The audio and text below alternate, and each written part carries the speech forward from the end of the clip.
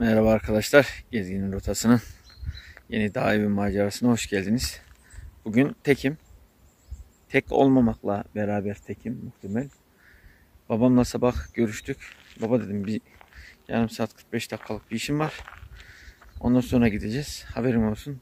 Ya işte gidip döneceğim dedi. Baba dedim dönmeyeceğiz, orada biraz vakit geçireceğiz dedim. Kendince bir iş yapacağı bir şey varmış. Onu yapıp döneceğim dedi. Bekle dedim, beraber gideriz, arabayla gider. Arabayla döneriz dedim. Her zamanki yaptığımız gibi. Tamam dedi. Ondan sonra kapattıktan sonra işte benim işim bitti. Saat işte 7:45 8 arası buradayım. Ama telefonları aç baba yine yok. Ulaşamadım. Tahminimce şu anda dağ evinde veya dağ evin yolunda olması lazım. Ben şimdi gidiyorum. Çıktım yola. Nasipse dağ evine doğru geçeceğim şimdi. Yoldan. Tarlalardan ilerleyeceğim. Babam da orada olabilir veya da gelmediyse babamın tam kullandığı yolları bilmiyorum. Uzak olabilir. Nedir? Ben oradayken gelecek nasipse. Buyurun seyre. Şöyle vadiyi de göstermek gerekirse. Günün ilk saatleri.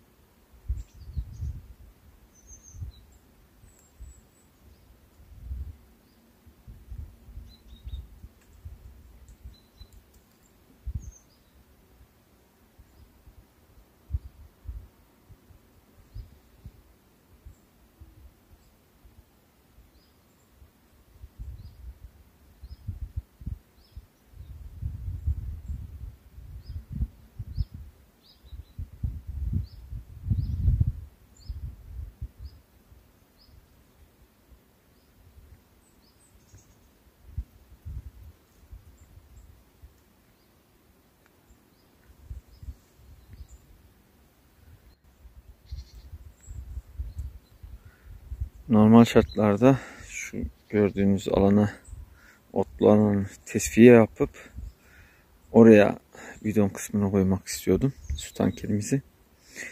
Ama şöyle düşündüm. Şimdi bu tarafta bahçe alanı var. Ve biraz daha bir tık daha yukarıda olursa hem de arka tarafta da duvar var. Duvarla da korunaklı bir şekilde üstüne alttan da biraz tesviye düzenleme yaptıktan sonra şuraya yapayım diyorum. Kuyunun üst tarafına alalım. Şurayı düzlediğimle tankere koyup kenarına hafiften duvar örüp ondan sonra da nedir? Üstünü ağaçlar yardımıyla ve üstüne bizim şu aşağıdaki tahtalardan koyarak üstünü kapatmak istiyorum. Bakalım nasipse bir tankeri getireyim. Burada bir ölçüm yapayım. Ondan sonra çalışmaya başlayalım. Babam yok. İki senaryoda geçerli olmadı. Ne kendi geldi. Geldi gitti diyeceğim. O kadar zaman olmadı. Evde de evi arıyorum. Telefona ulaşamıyorum. Burada yok.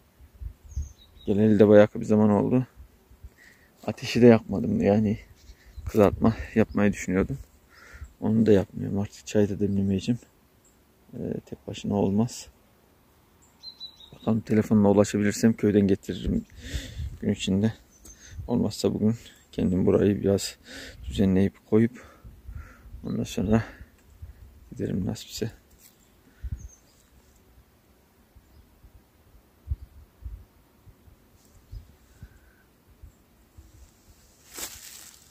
Tankerimizi bir getirelim nasipse.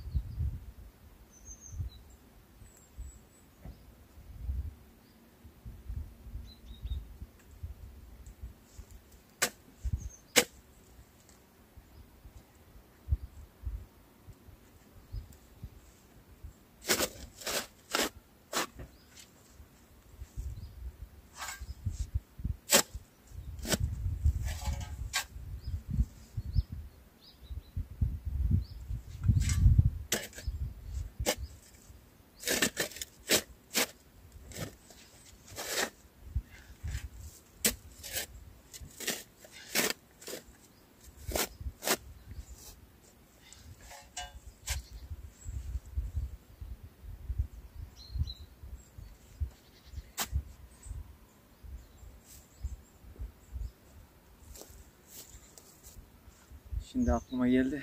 Konuşumuz. Mehmet'e bir telefon açayım. Eğer kazma küreği varsa, bir de bıçkısı varsa ondan isteyeyim de işte bir şeyler yapayım.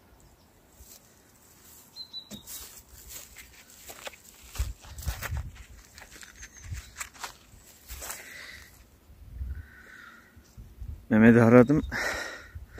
Sağ olsun, o da şu anda bizim dağ evimizin olduğu dediğimiz bu vadide. Buradaki evindeymiş. Var hocam dedi, kazma küreğim. Nasipse vereyim dedi. Onun yanına doğru gidiyordum şimdi. Telefon açtım biraz önce aşağı inerken. Hoca bir çoban köpeği. Yani onu kum diyerek açtım. Hocam ben geliyorum, benimki değil de dedi. Elimde çomakla gidiyorum. Şimdi çoban köpekleri karşıdaki insanı, insan da olsa tehlike olarak görürse Allah göstermesin sıkıntı yani. Bu bölgede köpeklerin olması iyi bir şey. Yaban hayatına karşı. Ama onların da tehdit görmesi durumunda o da sıkıntı.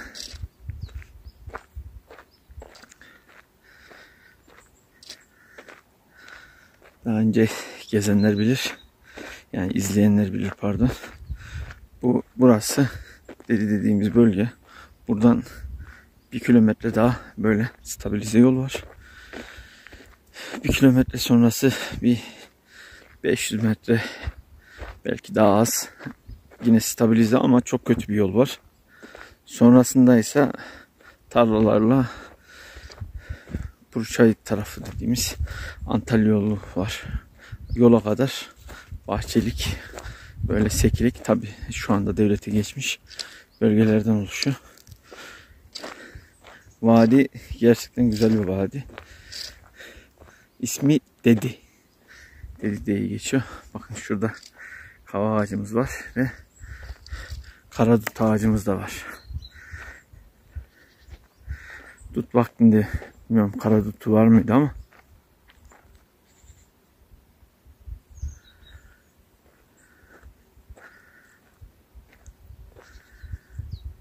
yukarıda da kavaklar var. Asma ağacı var mesela, şu ağacın üzerine sarılmış.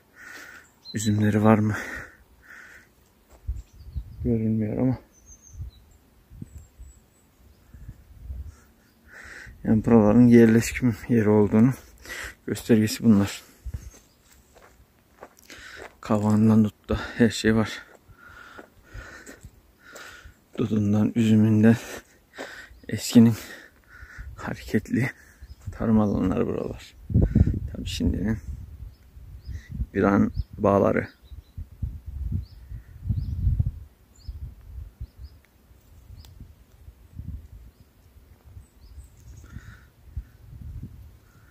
Mehmet geliyor, motorize. Hızır servis. Dağda taşta hizmette sınırı yok, görüyorsunuz, sağ olsun. Aleykümselam Mehmet'im. Ha? İyi valla, arı mı soktu yoksa? Yok hocam ya. Anladım. Evet, gördüğünüz gibi kazmamızı, küreğimizi aldık. İşte ise babam olmasa da o kuyunun oradaki su tankeri için yapılacak olan çalışmayı yaparız nasipse. Bugün anladığım kadarıyla babam buraya da gelmedi. Buradan da dönmedi. Yani görüntü onu gösteriyor. Bugün tek başınayız. Çalışmaya devam.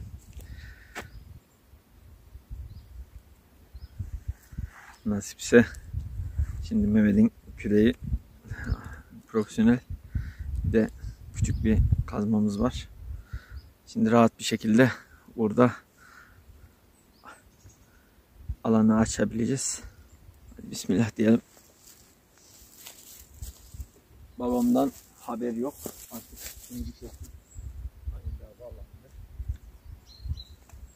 başka bir yere gitti kesin. Kesin.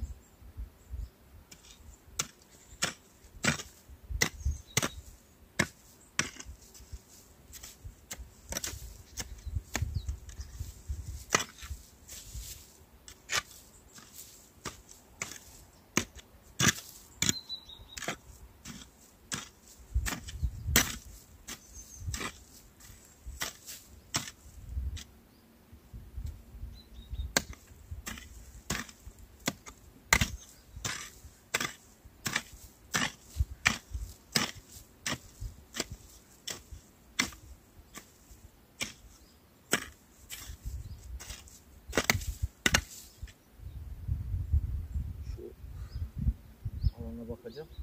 Yani burada taş var ama bu söktüğümde yukarı temeli oynatırsa sökmeyeceğim ama sökebilirsem 0'a 0 tankerimizi yerleştirebiliriz.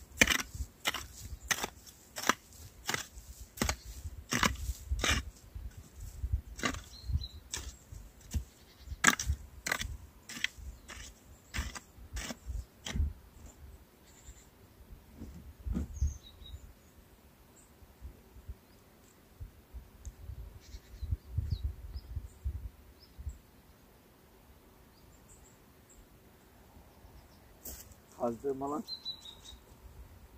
biraz ben taş alanını da ayarladım mıydı? Gerçekten tam ideal bir alan olacak. Şimdi bu kadar uzun çekim yeter.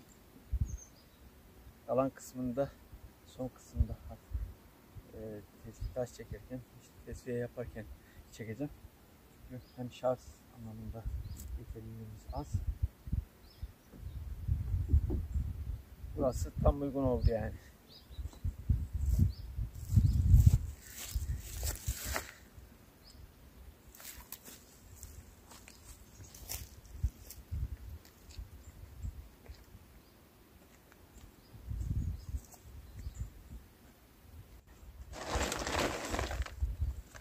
Taşları çuvalla getireyim ki hem daha hızlı getirmiş oluruz tek seferde.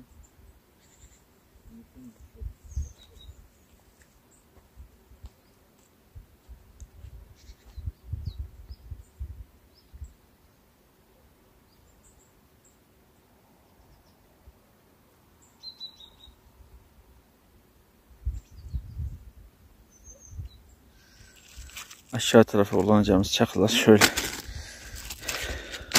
küçük tarladaki çakıllardan kullanacağım.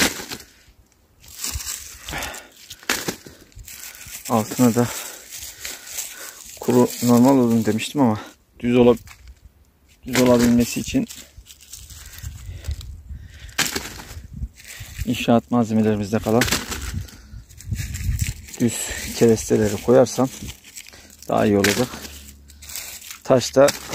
Taşın üstünde olduğunda da yani toprakla temas olmadığı için çürüme olayını azaltmış olacağız. Bir de ekstradan dediğim gibi odunun üstünde olacak. Üzeri de kapalı olduğu için Allah'ın izniyle bir sıkıntı olmaz diye düşünüyorum inşallah. Bakalım.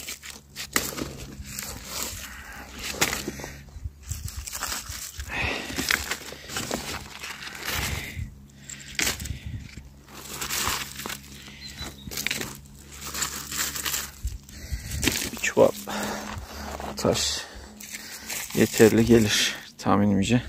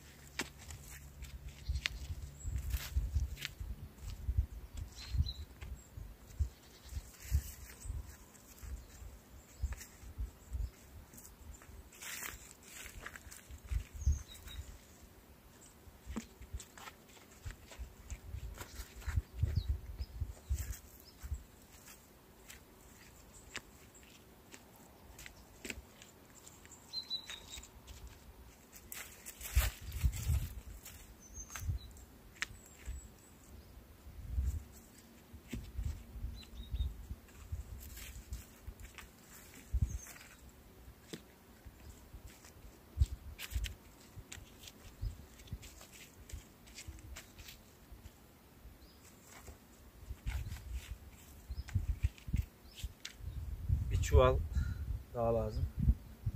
Bir çuvalı bu kadar değil. Bundan daha fazla doldurmamız lazım ki tam döşeyebilirim.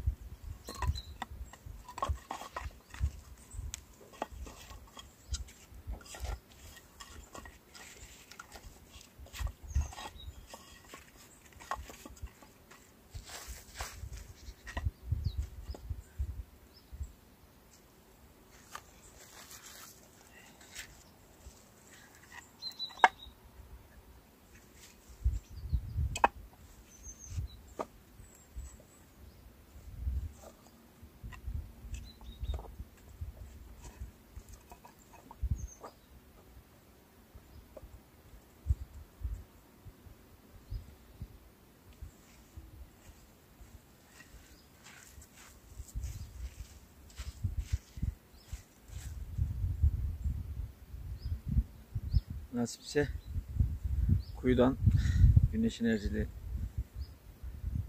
küçük su motoruyla suyu çekeceğiz bidonumuzun içine. Variliyle buraya gelecek su. Bunun içinde su birikecek, dolduracağız. Ondan sonra da buradan artık damlama sulama boruları ve benzeri bir boru sistemiyle aşağıya suyumuz gidecek. Onun harici kullanacağımız alanlara gidecek. Nedir? Devamlı olarak hem üstü kapalı olduğu için üstünü de kapatacağım, yani şimdi yapabilirim yapamam bilmiyorum, yetişir tek başına. Tek başına çok vurguluyorum arkadaşlar. Şeyden dolayı genellikle fark ediyorsunuz. Yani babam kendi yapacağı işleri kendisi yapıyor. Ama yani diğerki işlerde genellikle bana yardımcı oluyor. Yani çünkü ben anlamıyorum diyor. Ne yaptığını kavrayamıyorum diyor. Yani kendi kafasının götürdüğü şeyde usta o. Onun harici bana yardımcı oluyor. Ama bir insanın çalışırken yanında birisinin olması, tabii motivasyonunu hem muhabbet ederek hem iş yapması daha farklı oluyor. O yüzden babam olmadığında çok bir şey yapasım gelmiyor. Mesela o yani babamın bu konuda ne kadar fikri olur, ne kadar yardımcı olabilir bilmiyorum. Ama muhabbet anlamında insan bir yanına yoldaş arıyor yani. Şu şekilde tahtalarımız tamam. Üzerine koyacağız. Yani bunda beton uğraşmayacağım çünkü gerek yok. Tabanını da taş yapmamızın sebebi işte nedir? Çürümeyi engelleme açısından, zeminin sağlam olması için taşı koyuyor. Üzerine de tahtayla oturttuğumuzda ne kadar az toprakla temas ederse plastik o kadar iyi. Yani delinme, aşınma olayları olmasın diyerek böyle yapıyorum.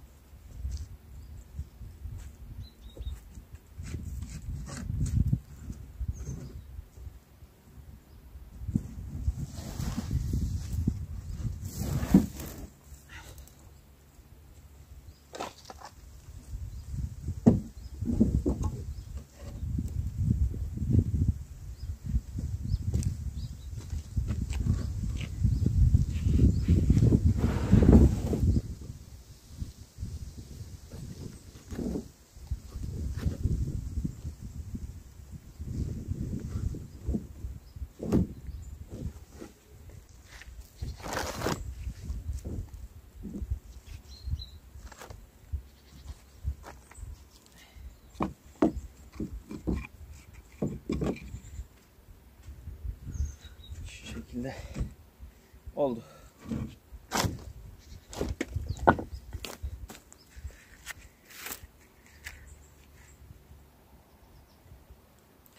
Şöyle göstermek gerekirse bu şekilde şu kenarları şu taşlarla düzleyelim. Ondan sonra diğer ki dışarıdan getireceğimiz taşlarla düzeltip büyük taşlarla çalışmak lazım. Burayı kapatalım inşallah. İşimiz artık biraz ağır işlerde. Taş taşıma, büyük taş taşıyacağız. Başlayalım.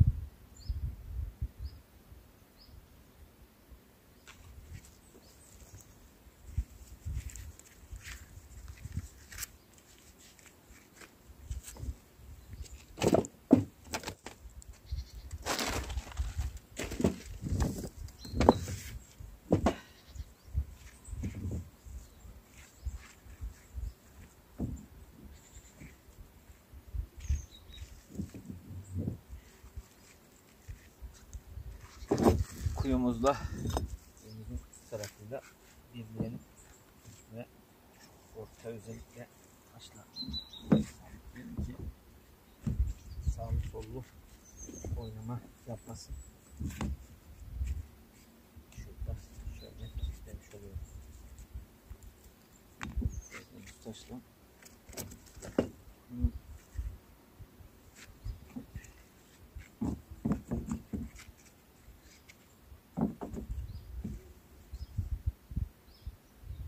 buna bir türlü bir elimiz varmadı.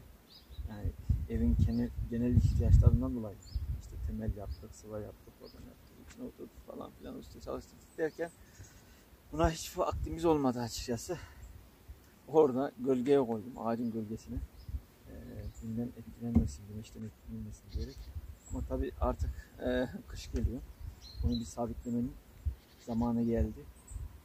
Evde boya badana işleri de yapamadık, içine oturamadık. O işler yapılıncaya kadar bu işi yapmak en mantıklısıydı. Bugün baba da olmayınca bu işe yöneldim.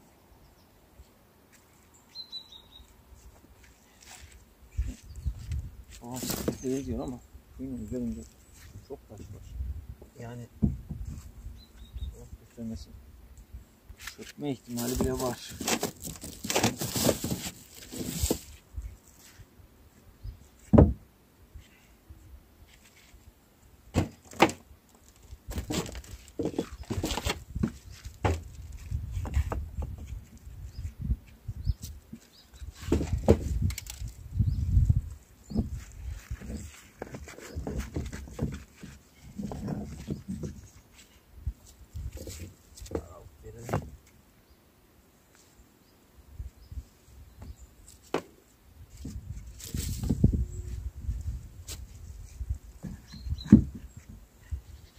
Taş çekmeye başlayabiliyor.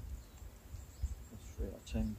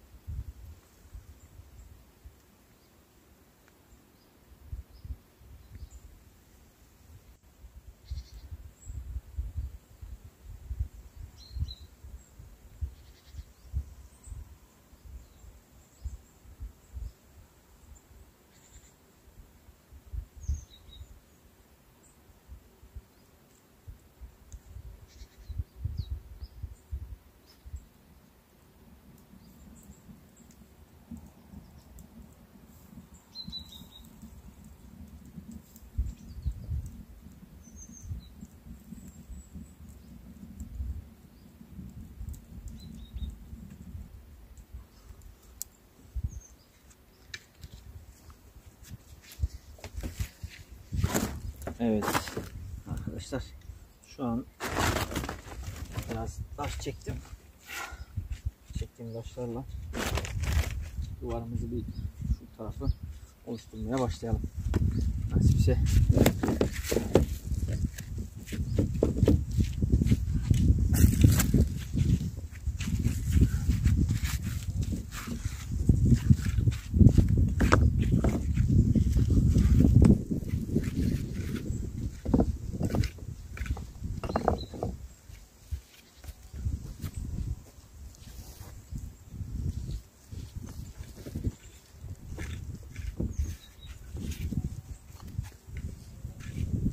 Tabi burada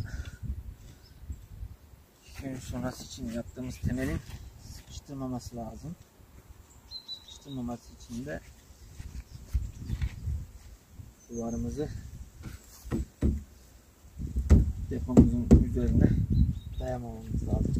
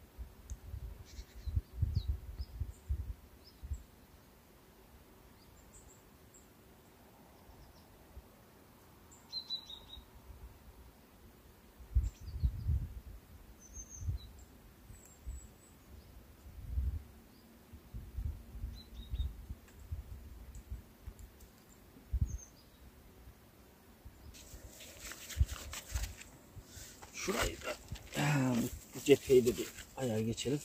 O taraf üzerine taşları yığdıkça duvar şöyle kendini gösterdi. Şu tarafı tamam.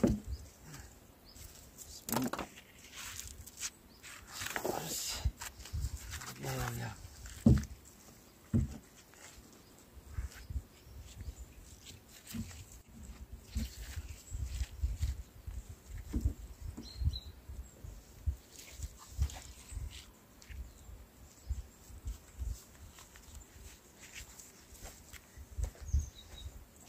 Değil de şu taban taşını, büyük taşı yerleyelim. Daha sağlıklı olacak. Temeli bunun üstüne koyalım.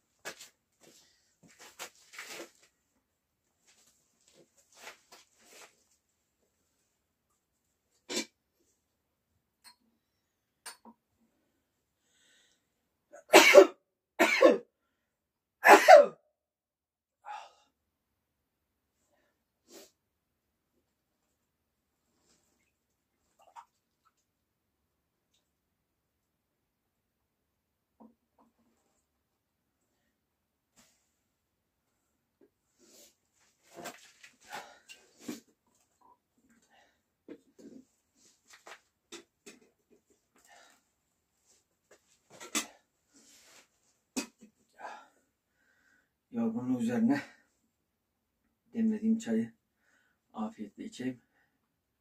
Bir iki bardak içip hemen devam. Sonrasında içmeye devam ederim.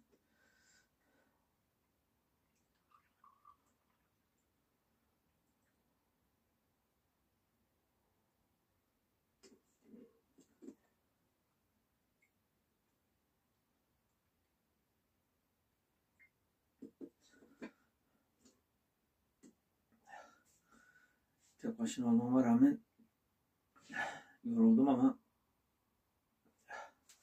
artık neredeyse kapandı diyebilecek şekilde temelimizi yaptık. Hayırlısıyla tahtaları gelecek şekilde ayar geçebilirse üstüne artık bir formül düşüneceğiz.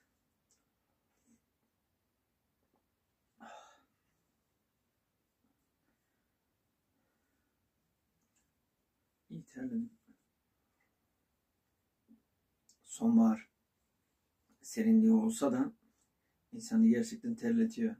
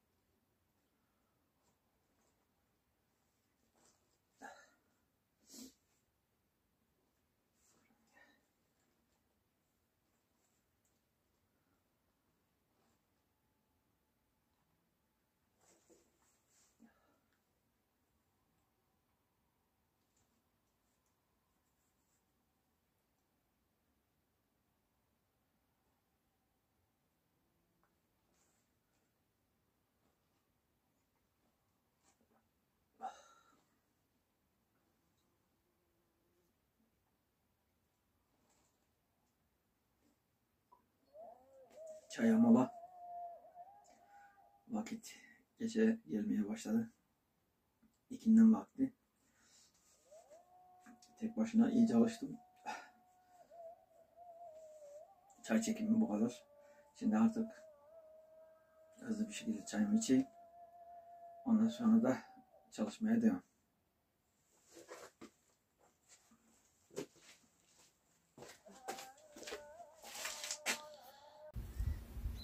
Gördüğünüz gibi temelimiz bayağı yükseldi.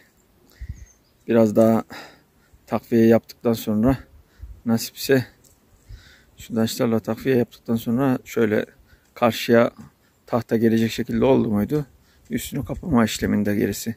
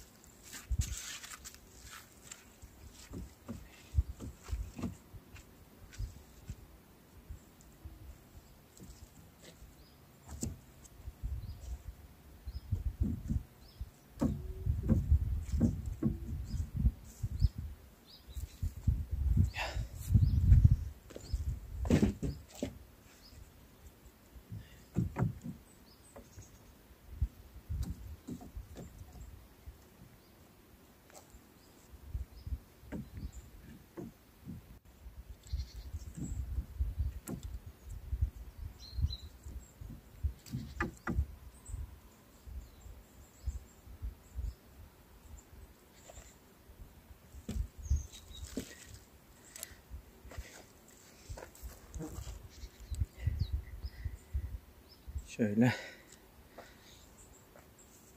silme oldu.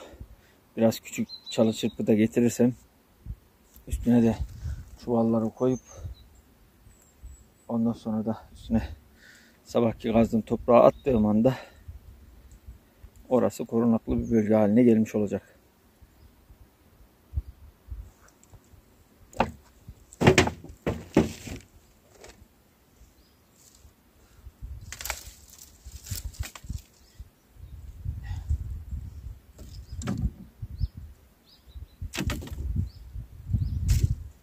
Kışın kardan dolayı nasıl olur bilmiyorum ama zarar görme ihtimali olabilir. Yani eğer ki en fazla kardan dolayı şurası çöker. Ya tahta kırılır. Zaten bu altta olduğu için yıkılacağı veya da sorun çıkartacağı bir şey yok. Ne olur seneye olmadı. Biraz daha büyük sorunlarla daha güçlü bir daha yaparız. Zaten şimdi su olmayacak. Şimdi şuraya da açık bırakalım ki 2 gün sonra su kontrolü buna benzer çalışmalarda burayı kullanabilelim. Şimdi yapacağımız kısım tamam. Üstte şu şekilde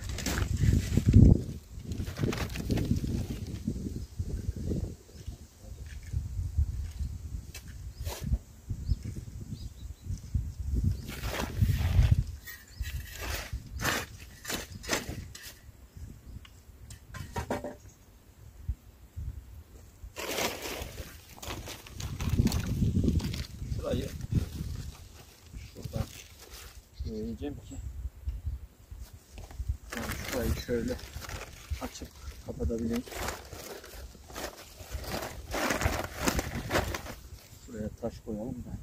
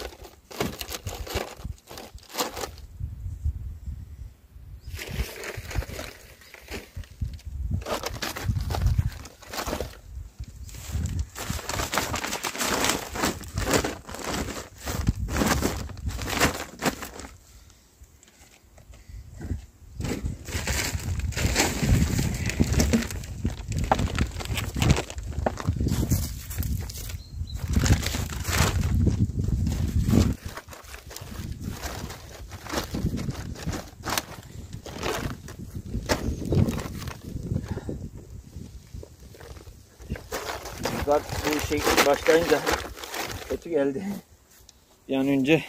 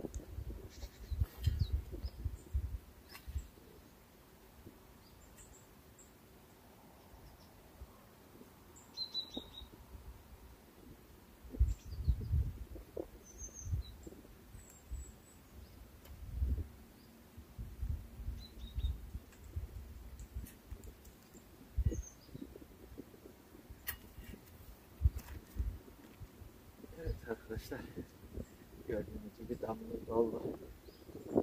Gerisi Allah kerim.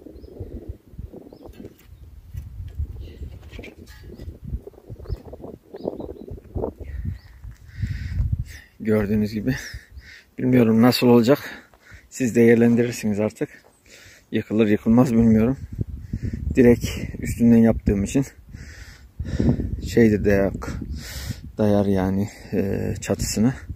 Odunlar da dayar diye düşünüyorum. Kışın yoğun karda belki bir ihtimal bu şekilde korunaklı bir halde sağdan soldan koruduk. Bu kısım ayarlanacak. Şimdilik bu kısmı açık tuttum. İçinde su yok nasılsa. Buraya da şu kısma da bir temel örüp bu şekilde burayı da kapatmak lazım. Oradaki açıkta durduğu alandan buradaki alan tabi haliyle daha sağlıklı, daha güvenli. İnşallah umduğumuz gibi de sağlam olur ve yıkılmaz.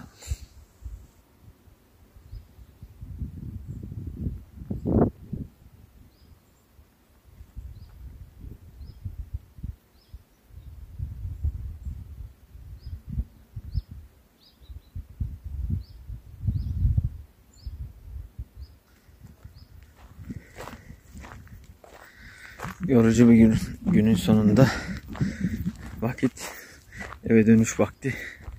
Karşıdaki dağdaki güzelliği görüyor musunuz arkadaşlar? Televizyondan ve izlendiğinde muhtemel görüntü netleşir. Yeşil ve arada sarı ve kırmızı tonlarda yansımalar var. Hafif ince detaylar. Tamamen sararmadı ama dağın zirvesinde güneşin yansımasıyla beraber renk tonu görünüyor. Ben şu anda çıplak gözle görebiliyorum ama tabi çekim ne kadar sağlıklı onu bir şey diyemiyorum. Alıcının renk tonları kırmızı, sarı, yeşil karışık. Evet. Dönüş yolundayız. Bir gün daha geçti dağ evimizde. Kışa doğru son demler artık. Kışın nasipse daha farklı olacak. İnşallah evimizin hava kaçırma noktaları fazla değildir ve sıcak bir ortamda evimizden istifade ederiz ve kışında güzel videolar çekeriz. Gezginin rotasının sonraki bölümlerinde görüşmek üzere arkadaşlar. Yorum, beğeni, paylaşım ve Destekleriniz için sonsuz teşekkürler. Allah'a emanet olunuz.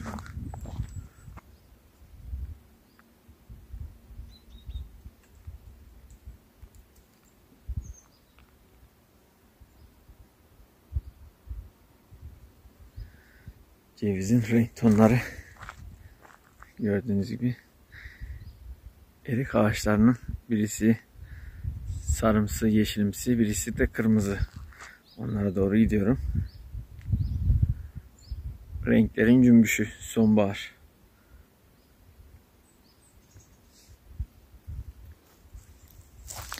Evet. Bunlar tam olmuş dağ erikleri. Şunlar şimdi en tatlı zamanı. Evet.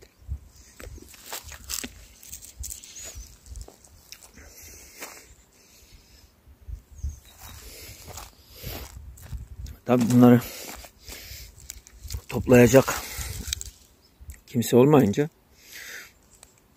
bunlar burada kurdun kuşun nasibi. Ve şöyle söyleyeyim. Bakın burada güzelliklerimiz de var. Saklament veya saklament neyse. Tam ismini bilmiyorum. Ondan var. Biz buna ebe gümeci diyoruz. Bu güzellikler sonbahar güzellikleri. Evet, gördüğünüz gibi yerlerde boladerim var.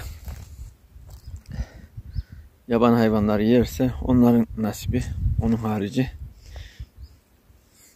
burada çürüyecek, tohum olup tekrardan kökten filiz verecek.